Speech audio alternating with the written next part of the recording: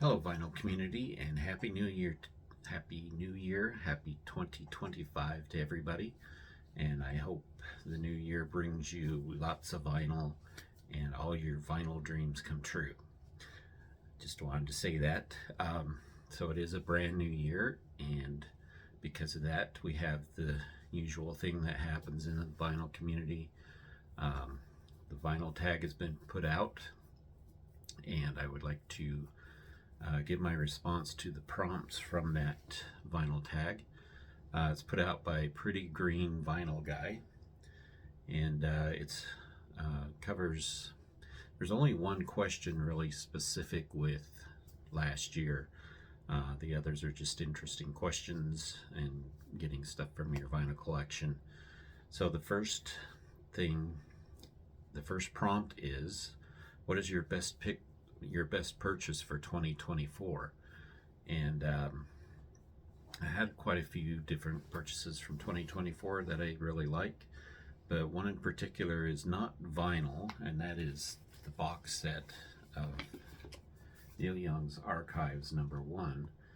And I went back through everything, and I think this is probably my favorite out of all of them.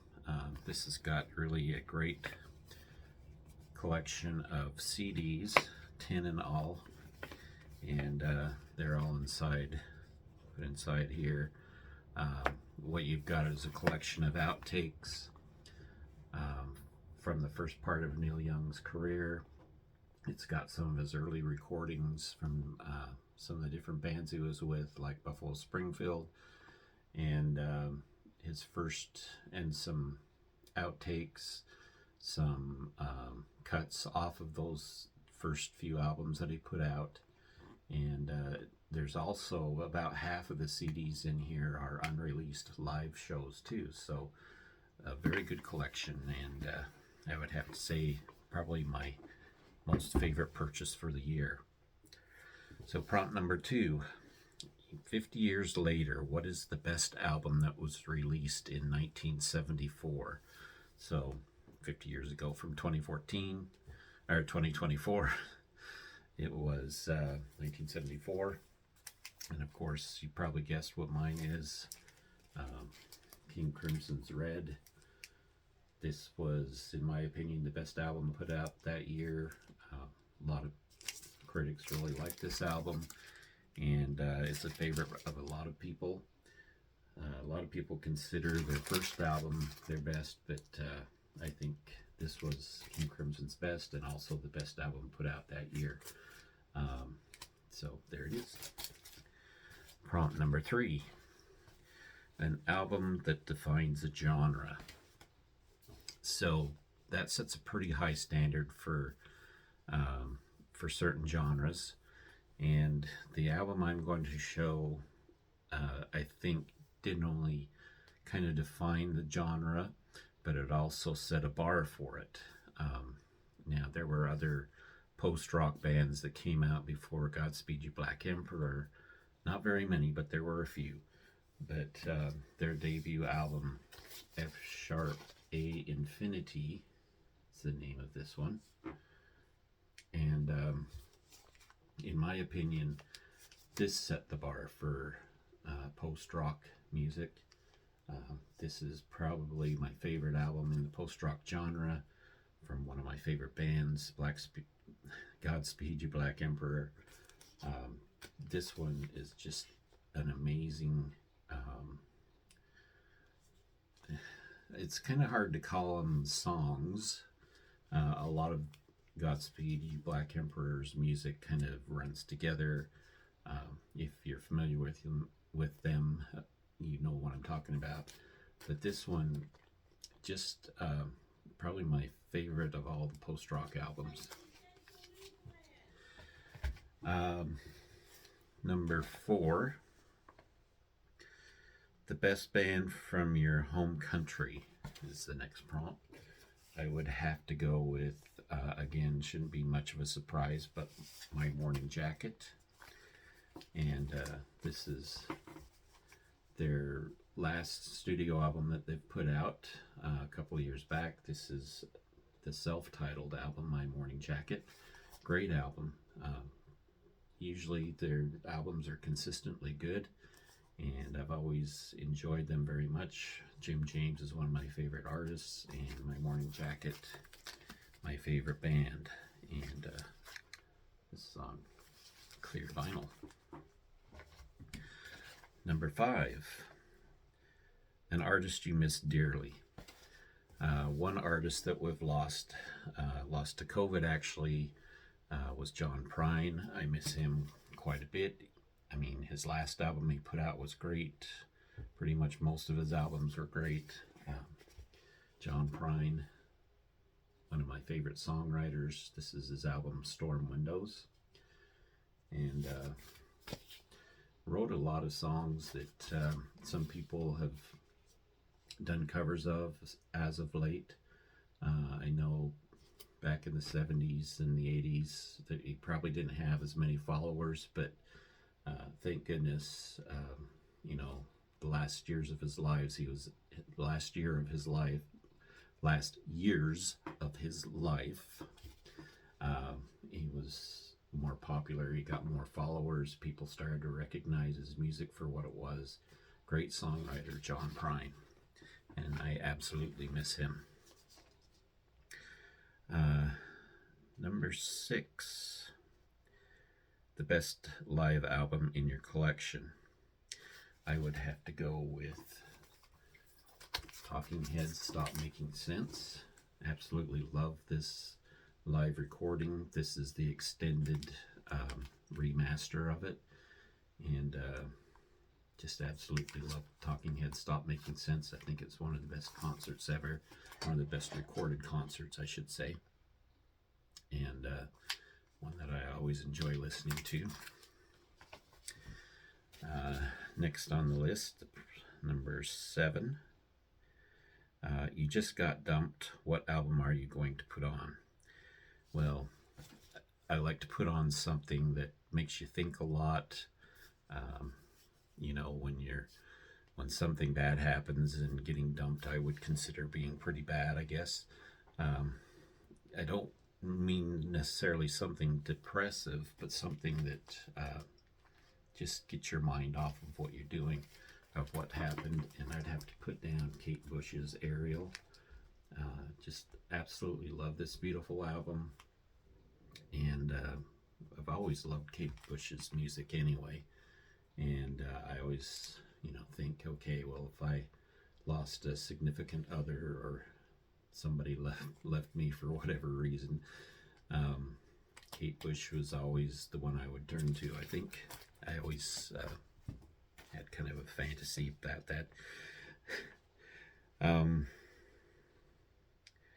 Number 8, best sounding drums on an album. I'm not one for drum solos. I like the drums to be,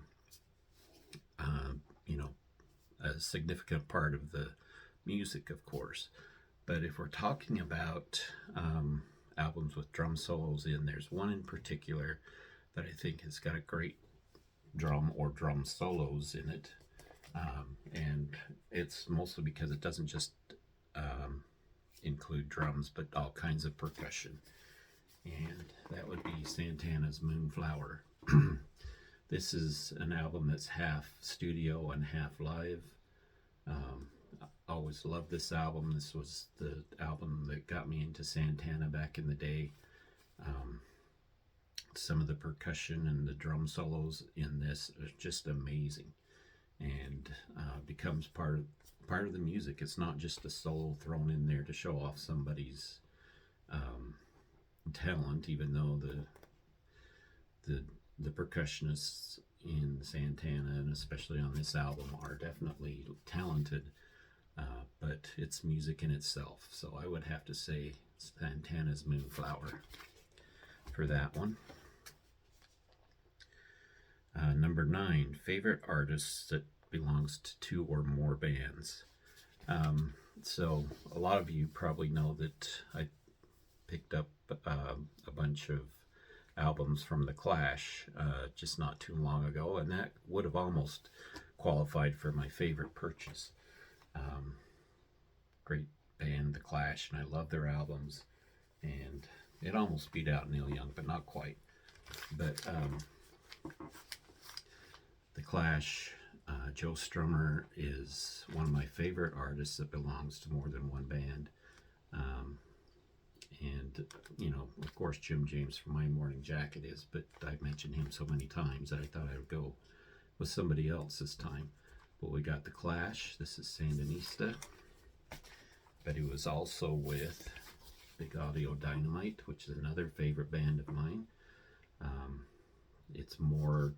It steps more away from punk and becomes more of an alternative dance style music. But just love Big Audio Dynamite. And he's also Joe Strummer's also headed several other bands. One in particular is off this soundtrack for Permanent Record. He actually does an entire side of original songs with the Latino Rockabilly War. You can see. So, great album. There's a lot of cool songs on here. You got Lou Reed, the Godfathers, the Stranglers, J.D. Souther, the Bodines. Those are among the artists on this particular collection, and quite a very good soundtrack. Okay, so next up we have prompt number 10. Are you more of a Beatles or a Stones fan? I can't say anything bad about the Beatles. I like their music, other than the fact that maybe slightly overplayed sometimes. But still love the Beatles, but I would have to go with the Stones. This is one of my favorite albums from them, Let It Bleed. This is the mono version that actually comes from the box set.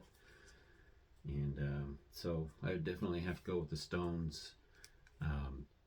They're more, I think, slanted towards the blues rock, roots of rock than what the Beatles were, even though I love progressive rock, and I think the Beatles made a big, gave progressive rock the start that it really needed. I'd still say Rolling Stones is my favorite of the two. I was listening to the Beatles because my uncle had them, so I was like 7, so I've heard them all my life. So the Stones to me were a little bit later of a addition, but I have to admit that I like a lot of the stuff that the Stones put out, especially the early Stones, everything up through most of the 70s. Just really a big fan of the Rolling Stones. So, number 11. You found a bag of weed. What are you going to listen to? Well, there's a couple of go-tos that I would have to put down. Not that I've been high very often, probably only had smoked marijuana twice in my life. But you know, if I was high, I think even when I'm not high, I still like to listen to these bands. But I'd say King Gizzard and the Lizard Wizard would be one of those that would be a go-to. This particular album is I'm in Your Mind Fuzz. And of course, everybody knows Fish. Anything by Fish is a great one to listen to when you're stoned. Other good reasons to listen to them too, in my opinion. I don't have to be stoned to enjoy them. Let's see, number 12. An album from the 1980s that you still listen to. I'd have to say there's quite a few of them, but one of my favorites, one of my all-time favorites, of course, is the band Squeeze. And Cozy Fun Tutti Frutti is one of my favorite albums that I just listen to over and over and never get tired of it. It's kind of like Squeeze's foray into progressive rock, their most progressive sounding album that they put out. But there's nothing like really long like some people would think progressive music they tend to think that it runs for long, that the tracks are long, and that's not necessarily true. I mean, you look at Radiohead, they're considered progressive. They don't have that many long tracks. Squeeze is another one, and especially with this album, just some very interesting rhythms on this. Um, Great melodies. Everything about this album, I just love it, and I never get tired of it. Number 13, 14. No, 13. An artist whose political stance soured you. I usually don't mix politics and music. Just because somebody has a certain stance or done certain things doesn't mean I don't like or love their music more or less. The closest person I could think of is Ted Nugent, but the problem with that is I never liked Ted Nugent anyway, so I would have to probably answer it with that. Number 14, show a favorite record label. One of my favorite record labels is Sub Pop. Band of Horses was signed on by Sub Pop when they started out, and just love a lot of the bands that come out on Sub Pop.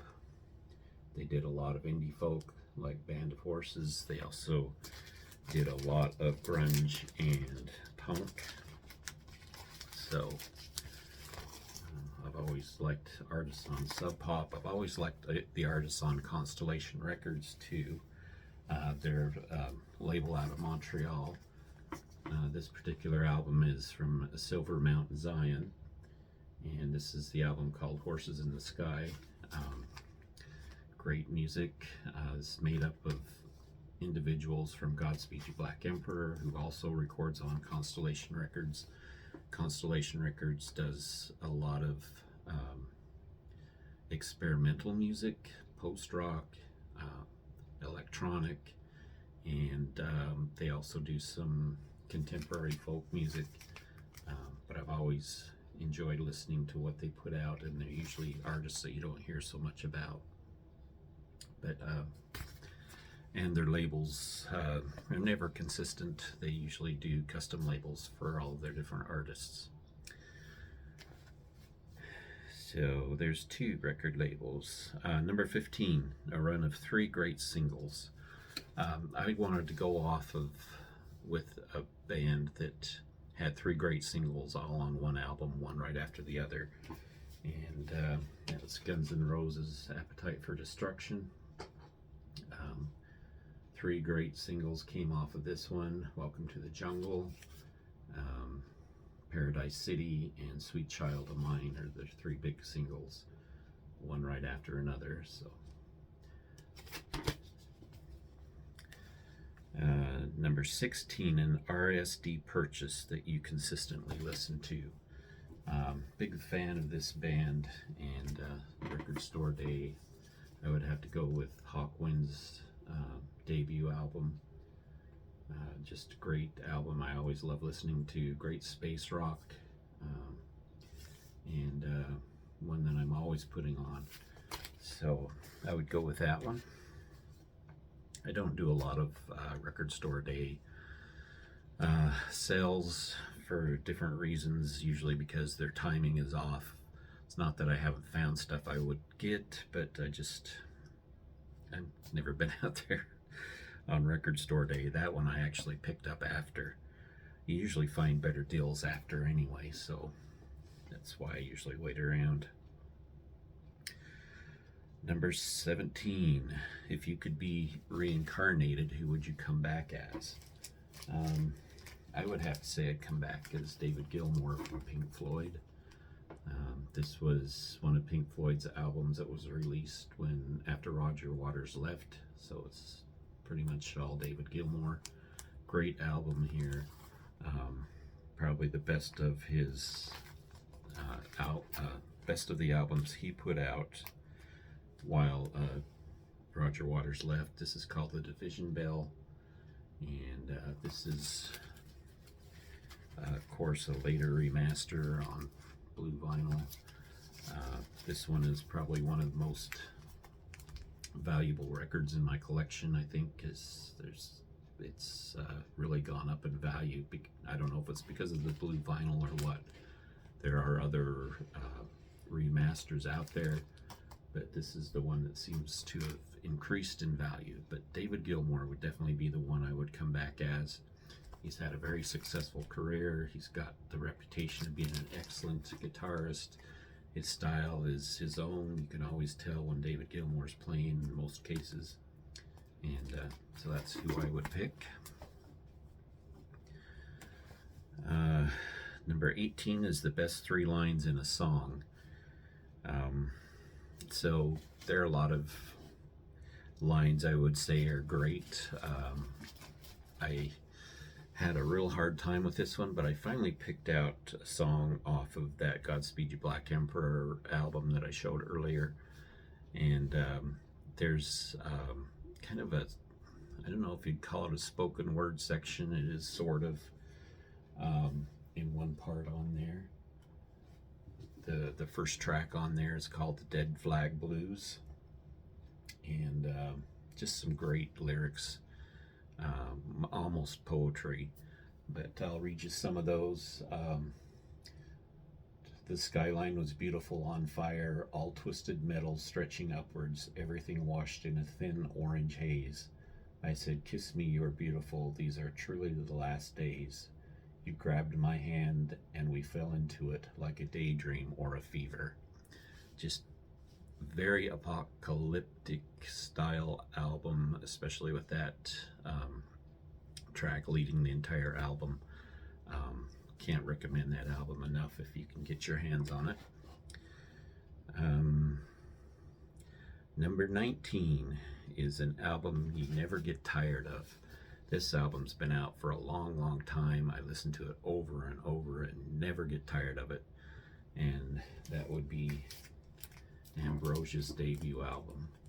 Not one that you see people recommend too often, but and you know, Ambrosia's more known for their because they're popular music, very top 40 sounding music. Their debut album is just outstanding. Amazing progressive rock. It was engineered by Alan Parsons. Of course, you know, he did Dark Side of the Moon. This one he actually helped out with before Dark Side of the Moon and before he had his own project. But just an amazing album. I love this album. The songs Mama Frog and Holding On to Yesterday, Time Waits for No One, Drink of Water, just some amazing music on this particular album, and I highly recommend it. This is one I always got to have in my collection because it is one of my favorites, and I can wear it out and still never tire of listening to it. So the last and 20th prompt is for you to name your favorite vinyl community channel. I like lots of vinyl community channels. Sometimes wish I had more time to explore them more, but I do what I can. But when I talk about other VC channels, I like to recommend those that are starting out, that don't have as many subscribers. And a couple of them that, and I especially want to recognize 2 of them that I've subscribed to over the past 6 months. One of those is Richard S. If you haven't seen his channel yet, you need to go check him out. Just shows great music, has a lot of information about the artists, just great guy. And also M Fidelity. I'll leave links to both these down below. Check out their channels. They're very good.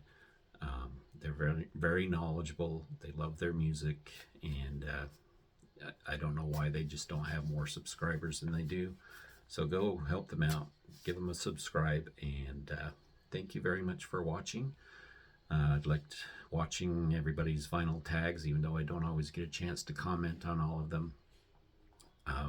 But go out and make your video, do your vinyl tag, and answer these questions your own way. All right, thank you for watching. Bye.